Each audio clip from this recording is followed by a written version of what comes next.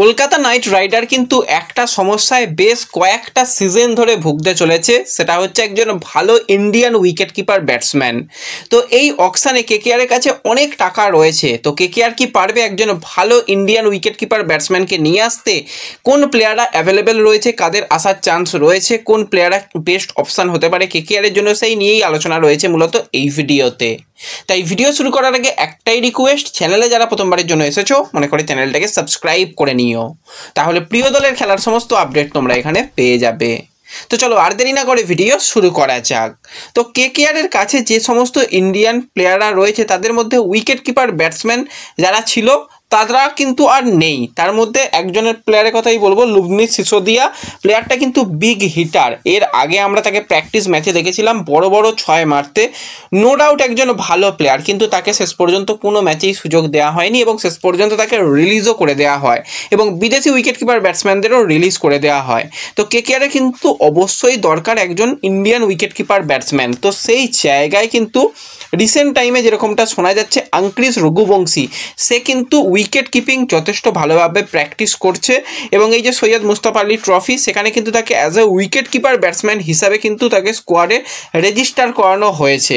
তো অবশ্যই আমরা দেখবো যে মুম্বাইয়ের হয়ে সে কীরকম পারফরমেন্স করে। যদি ভালো পারফরমেন্স করে তাহলে সেটা কিন্তু কেকেআরের জন্য খুবই ভালো হবে।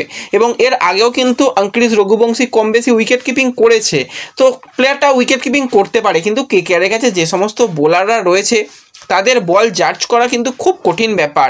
একবার ভাবো, সুনীল নারিন বা বরুণ চক্রবর্তী যখন বল করবে, খুব দক্ষ কিপার না হলে তাদের বল কিন্তু ধরা খুবই চাপের ব্যাপার। এছাড়া যে সমস্ত ফাস্ট বোলার রয়েছে সেখানে হর্ষিত রানা, বৈভব অরোরা, তারাও যথেষ্ট জোরে বল করে, 140 145-এর কাছাকাছিতে বল করে কম বেশি। তো সেই জায়গাতে কিন্তু একজন ভালো উইকেট কিপার দরকার। অবশ্যই রঘুবংশী এই যে সৈয়দ মুশতাক আলী ট্রফিতে যদি ভালো কিপিং করে তাহলে কেকেআরের জন্য সমস্যার সমাধান হয়ে যাবে। তবুও কিন্তু রঘুবংশীকে বাদ রেখেও একজন perfect wicket keeper batsman Indian দরকার। ফরেন হয়তো উইকেট কিপার ব্যাটসম্যান আসতে পারে, যেমন জনি বেয়ারস্টকের কথা আমরা বলেছিলাম, বা আরও অনেক অপশান রয়েছে, তাদের দিকে কিন্তু কেকেআর নজর দিতে পারে, সেই নিয়ে আগে আলোচনা করেছি। কিন্তু ইন্ডিয়ান প্লেয়ারদের মধ্যে কিন্তু এই দুজনকে আমরা আরও একবার দেখতে পেতে পারি। আঙ্ক্রিস তো রয়েইছে কেকেআর দলের মধ্যে, এবং লবনেশ সিসোদিয়াকে কিন্তু কম টাকায় যদি পাওয়া যায় তাহলে সেও কিন্তু একটা দারুণ অপশান হবে। এছাড়া অকশানে যে সমস্ত প্লেয়াররা অ্যাভেলেবেল রয়েছে তার মধ্যে সিএসকে দলের সদস্য ছিল ভিনসু বেদি, তো সেও কিন্তু একজন পারফেক্ট উইকেট কিপার ব্যাটসম্যান এবং সে মিডিল অর্ডারেও খেলতে পারে, ওপেনারেও খেলতে পারে এবং বিগ হিটার। তার কিন্তু স্ট্রাইক রেটের দিকে তাকালে মোটামুটি 140-এর স্ট্রাইক রেটে সে ব্যাটিং করতে পারে, বড় বড় ছয় মারতে পারে। তো এই প্লেয়ারটা কিন্তু অকশানে আসছে, তাকে যদি কম টাকায় পাওয়া যায় তাহলে কেকেআরের জন্য খুবই ভালো হবে।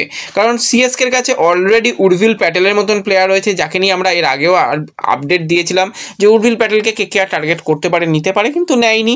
সেই জায়গায় সিএসকে নিয়ে বাজিমাত করে নিয়েছে। কিন্তু উর্ভিল প্যাটেলের পাশাপাশি আরও এক প্লেয়ারকে নিয়ে আমরা বারবারই কথা বলেছিলাম, সেটা হচ্ছে হার্দিক দেশাই। তো এই 26 বছর বয়সী ইন্ডিয়ান উইকেট কিপার ব্যাটসম্যান, তারও কিন্তু যথেষ্ট বিগ হিটার তাকে বলা যেতেই পারে। তার ব্যাটিং হিট যদি আমরা কথা বলি, 140-এর স্ট্রাইক রেটে সে কিন্তু ব্যাটিং করতে পারে এবং টি-20 ক্যারিয়ার নিয়ে কথা বললে সেখানে কিন্তু 35টা ইনিংসে তার 1000 রান করার অভিজ্ঞতা রয়েছে এবং 104 একটা ম্যাচে হায়েস্ট রান করেছিল। 4ও যেমন মারে তার সাথে 6ও সেরকম মারে, 35টা 4 এবং 27টা 6, মানে দুর্দান্ত অপশান কিন্তু হার্দিক দেশাই রয়েছে। উর্ভিল প্যাটেল টাইপেরই প্লেয়ার, তো তার দিকেও কেকেআর ম্যানেজমেন্ট নজর দিতে পারে। এছাড়া যদি একটুখানি আমরা তামিলনাড়ু প্রিমিয়ার লিগে দেখি 2025-এ, তো সেখানে কিন্তু একজন প্লেয়ার অসাধারণ ব্যাটিং করেছিল এবং সেখানে সর্বোচ্চ রানও করেছিল এই ইন্ডিয়ান উইকেট কিপার ব্যাটসম্যান তুষার রাহেজা। তার কিন্তু ব্যাটিং স্ট্রাইক রেট তো দুর্দান্ত এবং সে অ্যাভারেজ রান করে 9টা ইনিংসে কিন্তু প্রায় 500-র কাছাকাছি 488 রান করেছিল। তো দুর্দান্ত একটা অপশান এবং সে যথেষ্ট ভালো ধারাবাহিক করে আসছে এবং সেই অপশানটার দিকেও কেকেআর নজর দিতে পারে। এবং এই তুষার রাহেজার দিকে কিন্তু শুধু কেকেআর নয়, আরও বেশ কিছু দল ইন্টারেস্ট শো করতে পারে, বিশেষত সিএসকে কিন্তু একটা ইন্টারেস্ট শো করতে পারে এরকম একজন বিগ হিটার যে কিন্তু মিডিল অর্ডারে নাম্বার 6 পজিশনে খেলতে পারে এবং ফিনিশার হিসাবে খেলতে পারে। তো সেই জায়গায় তুষার রাহেজা কেকেআরেরও টার্গেট হবে। আমার মনে হয় সিএসকেও কিন্তু তুষার রাহেজার দিকে নজর দেবে। এছাড়া আরও একজন কিন্তু তামিলনাড়ু প্রিমিয়ার লিগের প্লেয়ারের দিকে যদি আমরা কথা বলি, বাবা অপরাজিৎ, সেও কিন্তু 9টা ইনিংসে 412 রান করেছে, সেকেন্ড হাইয়েস্ট রান স্কোরার ছিল। সেও wicket keeper batsman, big hitter. Middle অর্ডারেও খেলতে পারে, টপ অর্ডারেও খেলতে পারে, সেই অপশানটাও কিন্তু কেকেআরের কাছে রয়েছে।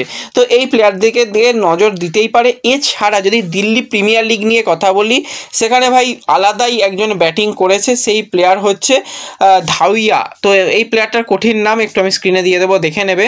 সেখানে কিন্তু সে 10টা ইনিংস খেলেছে, সেখানে 339 রান, 190 স্ট্রাইক রেটে ব্যাটিং করে, 4 কম মারে 6 বেশি মারে, 29টা 6, 20টা 4 মারার অভিজ্ঞতা রয়েছে এই ইন্ডিয়ান উইকেট কিপার ব্যাটসম্যান। তো এই ধাইয়া কিন্তু অবশ্যই কেকেআরের জন্য একটা বেস্ট অপশান হতে পারে।